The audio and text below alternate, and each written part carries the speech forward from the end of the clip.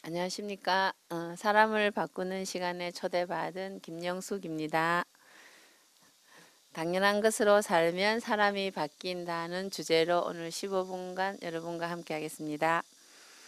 사람들은 당연한 것을 요구하지 않고 당연하지 않은 것을 요구하는 것을 많이 볼 수 있는데, 그 결과로 엄청난 가정 문제나 학교 문제, 사회 문제를 볼 수 있고 사회 문제가 일어나고 있습니다. 요즘 묻지마 사건이 많이 일어나고 있죠.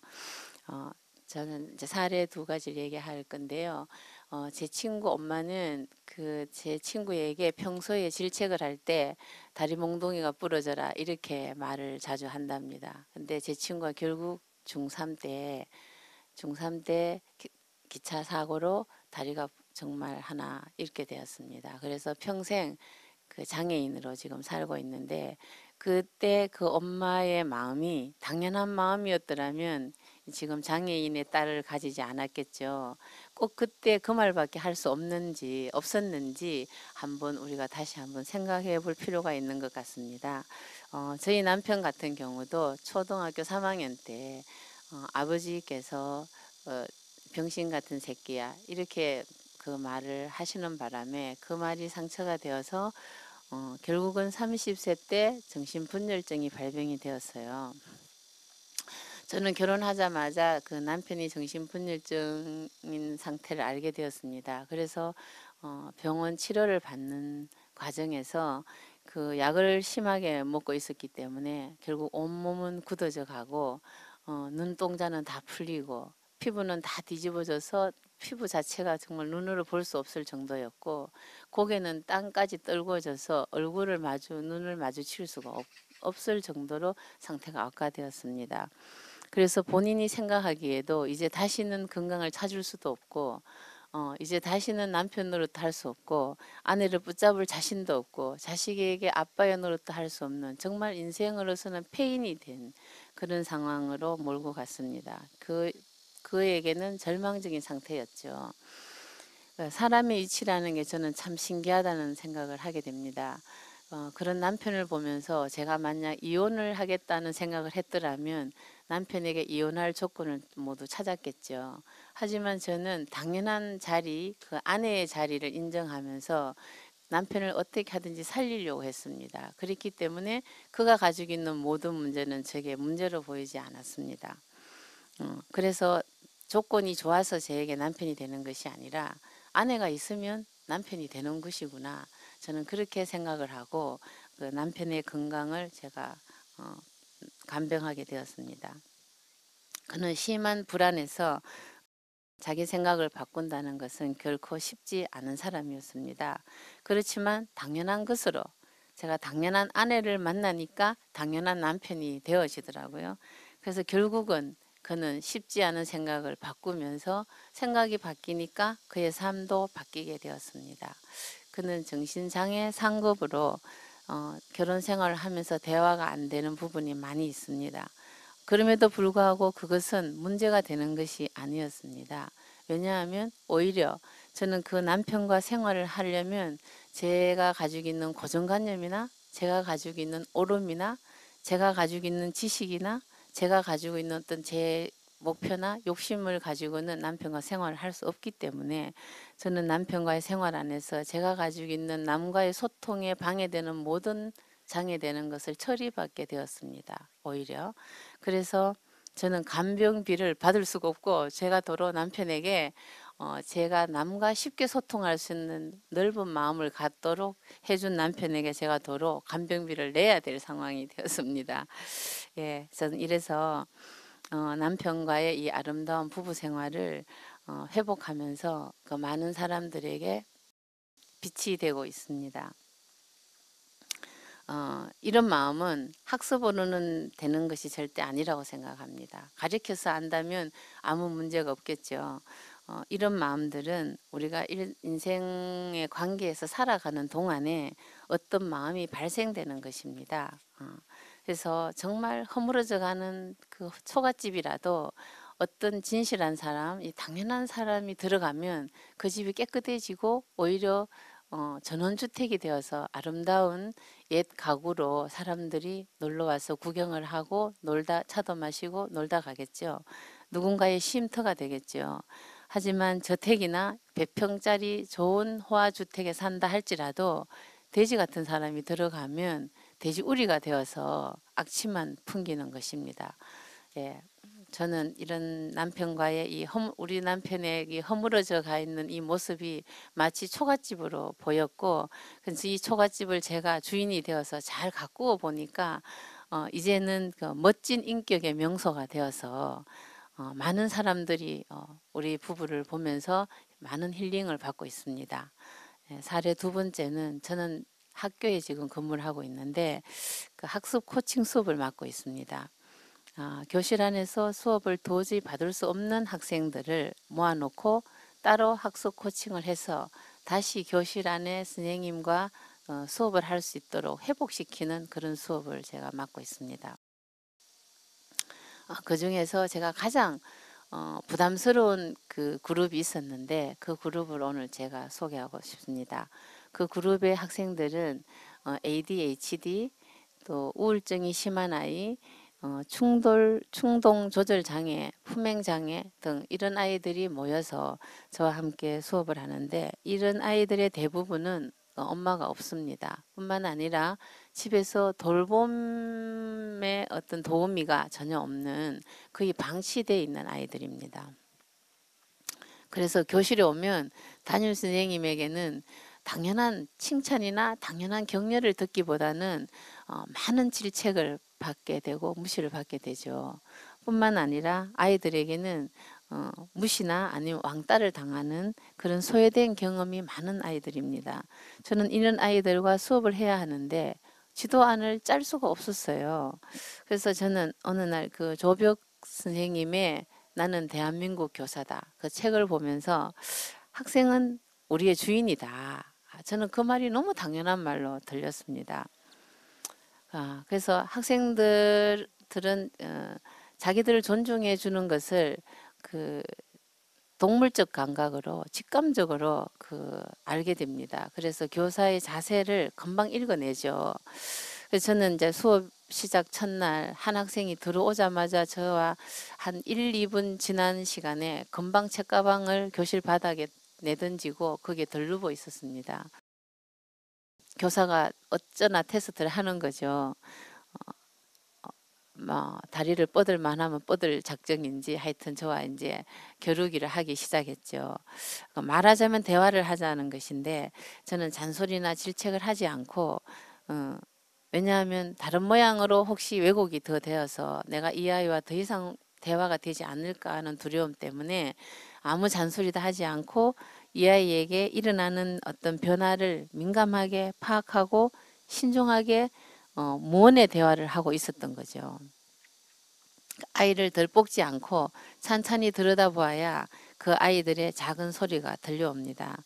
그중 한 명이라도 내가 그들에게 귀를 기울이듯이 그들이 나에게 귀를 기울여 준다면 저는 제 수업의 메시지를 그들에게 할 수 있는 거죠. 당연한 말을 교사가 학생에게 꼭 해야 할 말을 할 수 있는 저는 기회를 찬스를 기다렸던 거죠. 그래서 저는 목소리를 낮추고 목소리의 톤을 아주 낮게 그리고 작게 그리고 부드럽게 시작했습니다. 다행히 그중 한 명이 관심을 가지고 나와 대화를 하게 되었습니다. 그러니까 바닥에 누워있던 학생이 친구가 지금 교사와 뭔가를 얘기를 하고 조용히 잘하고 있으니까 조용하니까 뭔가 궁금증이 발동이 되어서 바닥에 누워서 소리 지르고 개성을 지르던 친구가 갑자기 일어나서 테이블에 앉게 되었습니다. 말하자면 수업에 참관을 한 거죠. 수업에 참여하기 시작했어요. 물론 그 수업에 참여 시간은 5분도 안 되었습니다. 그러나 저는 그 5분이 저에게는 기적 같은 일이죠. 저는 그 학생에게 그 당연한 위치를 가리켜야 되는데 일어나 테이블에 앉아 이렇게 가리켜야 되는데 그렇게 말을 했다가는 그 아이는 아마 책가방을 들고 교실 밖을 나가버렸을 것입니다. 그러나 저는 그렇게 하지 않고 기다렸죠. 근데 당연한 자리에 오긴 왔지만 5분이 안 되었습니다. 그러나 저는 그 5분을 귀하게 생각했죠. 그 다음 시간에 난 그 5분을 가지고 다시 또 기다렸죠. 그래서 5분이 10분이 되고 10분이 20분이 되고, 그래서 아이는 이렇게 기다려주는 것이 선생님이 자기에게 어떤 칭찬과 격려를 했는 것보다 더 훌륭한 칭찬을 해주었다고 뒤로 제게 말을 해줬어요. 그래서 선생님, 아이가 그러면서 하는 말이, 선생님이 자기 말을 다 들어주었기 때문에, 저는 사실 들어준 거 없었거든요. 그냥 지켜봤을 뿐인데 아이가 생각하기는 자기 말을 다 들어주었기 때문에 그것이 너무 좋았대요. 그래서 자기가 너무 좋아서, 아, 선생님이 좋아하는 게 뭔가, 자기도 선생님 말을 들어줘야겠다, 이렇게 생각하고 선생님 말을 듣게 되었답니다. 그래서 제 말을 듣기 시작하면 제가 이제 그때부터 저는 아이에게 코칭을 하는 거죠. 제가 꼭 하고 싶은 말을.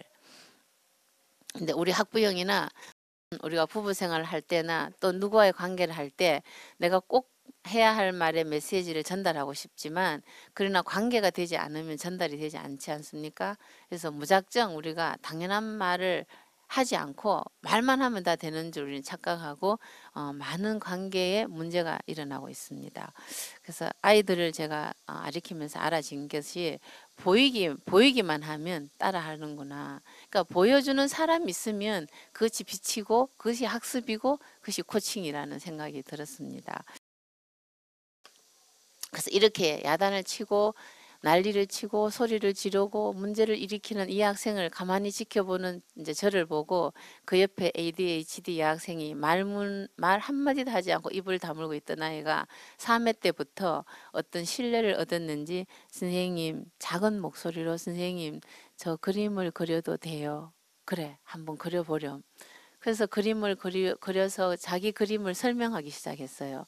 그래서 그 그림을 통해서 이 아이가 어떤 상처를 받고 있었는지 저는 아이의 모든 내면을 읽게 되었죠. 참 신기한 저는 광경을 경험하게 되었습니다. 가장 문제 아이가 들어오자마자 책가방을 던지고 들르고 있는 저 아이하고 어떻게 수업을 할까 했던 그 가장 문제였던 그 아이 때문에 이 여학생이 사실은 말문을 열게 되었습니다. 1학기 한 학기 동안 교실에서 담임선생님 소견으로는 한마디도 말을 하지 않았던 여학생이랍니다.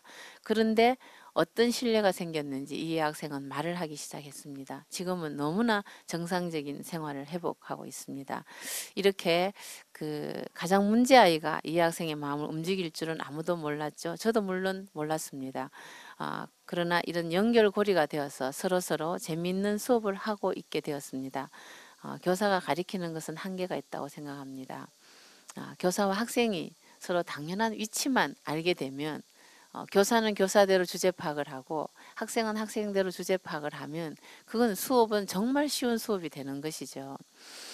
인간관계는 매뉴얼이 없다고 생각이 듭니다. 제가 이런 학생들 앞에 어떤 프로그램을 가지고 들어갔으면 저는 1시간 수업을 할 수 없었을 것입니다. 그렇지만 빛을 만나면 수고롭지 않게 누구든지 변화를 할 수 있다. 정신분열증인 환자도, 어떤 사람도 변화할 수 있구나를 알게 되었습니다. 그래서 빛이 정말 중요하구나. 이런 맥락에서 우리가 아이들에게 위인전을 많이 읽게 하는 이유도 바로 그런 이유일 것입니다. 상처받은 아이들은 결국 자기 생각대로 듣고 자기 생각대로 말하고 자기 생각대로 또 보기 때문에 결국은 소통을 할 수가 없고 자기 생각 안으로 한 틀 안에 갇혀서 나오지를 못합니다. 그렇기 때문에 그 아이의 마음을 열려면 보여주어야 합니다. 정말 신뢰할 수 있도록. 보여주려면 당연한 사람의 위치가 있다는 것입니다. 엄마면 엄마의 마음으로, 교사면 교사의 마음으로, 남편이면 남편의 마음으로, 직장의 상관이면 상관의 마음으로. 그래서 우리가 마음을 서로 잊게 되는 거죠. 저는 지난 날들을 돌이켜보면 정말 흔들릴 수 있었던 시간과 정말 포기하고 싶었던 시간들이 많았습니다. 그러나 더욱더 제가 포기하지 않고 뿌리를 깊이 내릴 수 있었던 계기는 이 당연한 위치, 아내의 위치, 교사로서의 위치, 이런 것을 제가 알게 되었기 때문에 인생이 마땅히 행할 일을 행했을 뿐인 것 같습니다. 근데 오히려 이런 부정적인 것을 통해서 저는 새로운 세계를 발견하게 되고, 그런 과정을 거치면서 제 안에 많은 자원이 생겼습니다. 그래서 저는 이 부정적인 상황을 통해서 제 안에 넉넉한 마음이 열려서 저의 풍요로운 삶을 살 수 있는 계기가 되었다고 생각합니다. 인생 살아가는 동안 그 일회뿐인 이 시간에 지금 이 시간도 제가 이 말을 하는 이 시간도 이 시간이 흘러가면 다시 되돌아오지 않습니다. 그렇기 때문에 이 일회인 이 인생을 우리가 과연 어떤 말을 하며 살 것인가가 참 우리의 질문이 됩니다. 그래서 저는 가능하면 당연한 것으로 살기를 원합니다. 잔소리보다는 정말 그 당연한 말을 하기 위해서 기다려주고 덮어주고 격려해주는 시간을 시간이 걸리더라도 그렇게 해서 결국은 제가 제 말을 다 할 수 있는 기회를 만나게 됩니다. 뒤로 가보면 시간이 걸리는 것이 아니죠. 그래서 우리가 이렇게 아름답고 달콤한 열매를 공급하고 나누어 당연한 세상으로 아름다운 세상으로 바꾸는 꿈을 가질 수 있습니다. 그러한 세상이 내 삶에서는 더 이상 꿈이 아니고 현실이고 실제입니다. 이러한 삶을 사는 사람들을 저는 만났습니다. 그리고 저도 지금 그렇게 살고 있기 때문에 여러분들을 이런 사람들 속으로 초대하고 싶습니다. 감사합니다.